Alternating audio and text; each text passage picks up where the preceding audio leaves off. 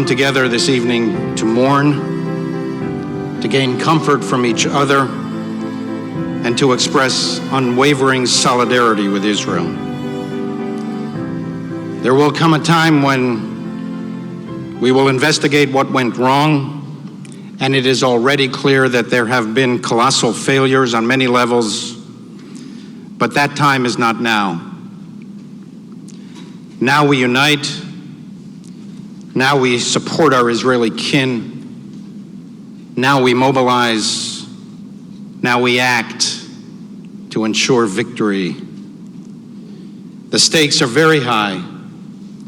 If this war ends short of a Hamas defeat, it will invite more war, more terror, more bloodshed for years to come.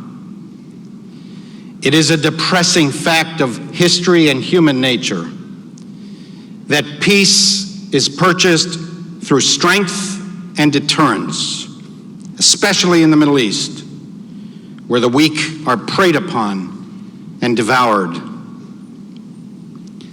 This is a sad, devastating week for the Jewish people and all decent people who value life. We lost more Jews in one day this week, the Shabbat of Simchat Torah, than at any other time since the Holocaust. On no day from the end of World War II have more Jews been murdered. Jewish history will remember this week forever. What was will no longer be. It is a week of funerals. Hundreds of heart-wrenching funerals of beautiful people. Farmers, teachers, entrepreneurs, mothers, fathers, grandparents, children, babies. Dozens of IDF soldiers, police, and other security personnel who laid down their lives in defense of their fellow citizens. And we know there will be many more funerals in the weeks to come. We saw in vivid reality what a pogrom looks like. Mass mayhem and murder. Make no mistake, Israeli civilians were massacred because they were Jews.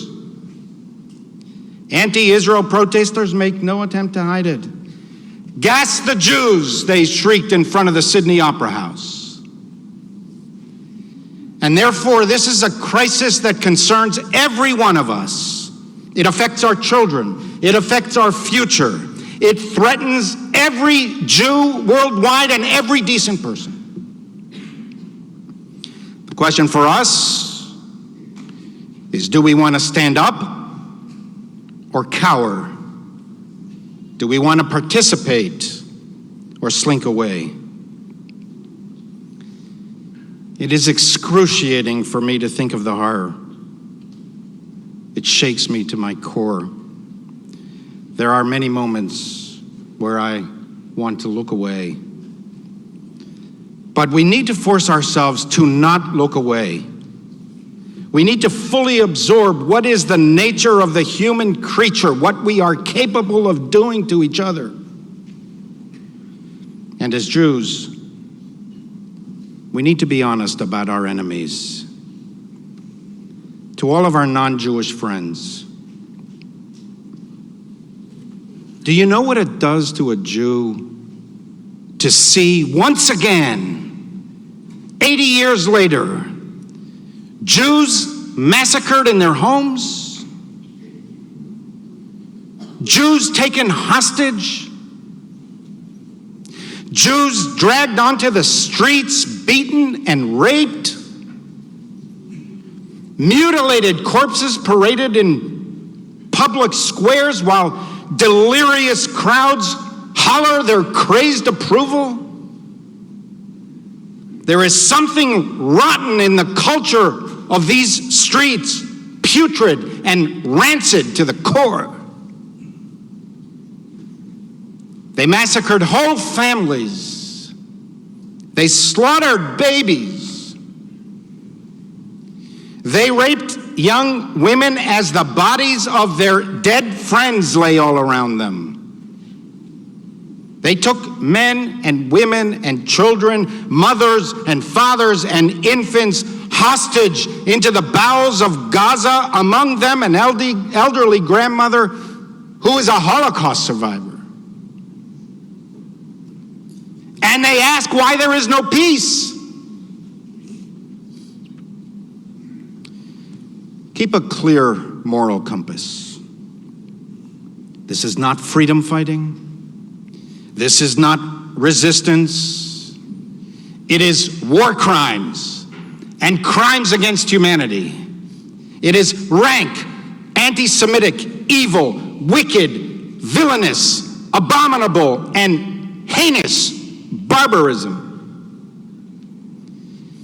And anyone in the Middle East, the United States and the West, in the halls of Congress, or in the media, or in schools, or university campuses, anyone who whitewashes, defends, apologizes for, or justifies this repugnant degeneracy is themselves morally responsible and morally compromised. Any international agency or NGO that sends money to these criminals is morally culpable. You are funding a murderous ideology bent on killing Jews, and sooner or later it will rebound on you. You'll see it on the streets of Europe and throughout the West. They can't even bring themselves to say the right words. They call it militancy, or grievance, or violence, or some other morally empty phrase. And soon, whataboutism and words like disproportionate will begin to creep into the discussion. How's this for proportionality? Don't attack Israel and Israel won't attack you. Any educator, any head of school or university whose message to students and parents is to maintain an environment of mutual respect and acceptance for all, surely a worthy message, but cannot actually bring themselves to call out terrorism, name the terrorists, and condemn their inhuman, atrocious brutality, fails the most important test of pedagogical, civil, and moral leadership. They beheaded adults. They beheaded children. They beheaded infants, babies. Why are the heads of schools? Why are university presidents silent? And if they do release statements, why can't they call out terrorism, name the terrorists, and condemn their inhuman and atrocious brutality? Any religious leader who prays for peace, but cannot call out terrorism, name the terrorists, and condemn their inhuman and atrocious brutality, practices faux morality, cowardly, fake, evasive, armchair ethics, masquerading as spiritual leadership. It is not moral courage. It is moral preening. All of us can make a difference.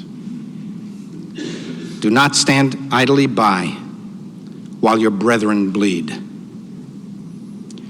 I want to turn specifically to young people and their parents and their teachers.